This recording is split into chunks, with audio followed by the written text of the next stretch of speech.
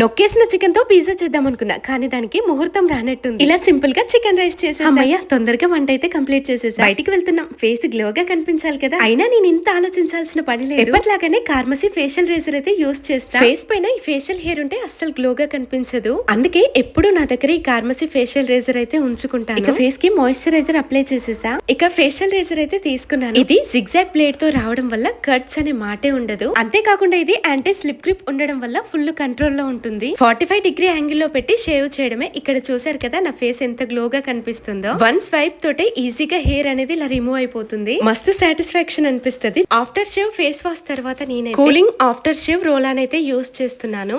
ఇది మన ఫేస్ కి కూలింగ్ ఎఫెక్ట్ ఇస్తుంది. చూసారు కదా ఆఫ్టర్ షేవ్ ఫేస్ ఎంత నేచురల్ గ్లోగా కనిపిస్తుందో. మీకు ఈ అమేజింగ్ ప్రోడక్ట్ కావాలియా? అయితే Amazon, Flipkart, Nykaa and purple.com లో అవైలబుల్ గా ఉంది. ఇంకా హైదరాబాద్ లో ఉండే వాళ్ళకైతే జస్ట్ 2 hours లోనే డెలివరీ అయిపోతుంది. ఇక మేమైతే ఫాస్ట్ గా రెడీ అయ్యి బయటికి వెళ్ళిపోతున్నాము. ఎక్కడికి వెళ్తున్నాం ఏంటి అని తెలియాలంటే నెక్స్ట్ వీడియోస్ కోసం వెయిట్ చేయాల్సిందే. ఈ లోపు చిన్న లైక్ ఇవ్వచ్చు కదా. Thank you.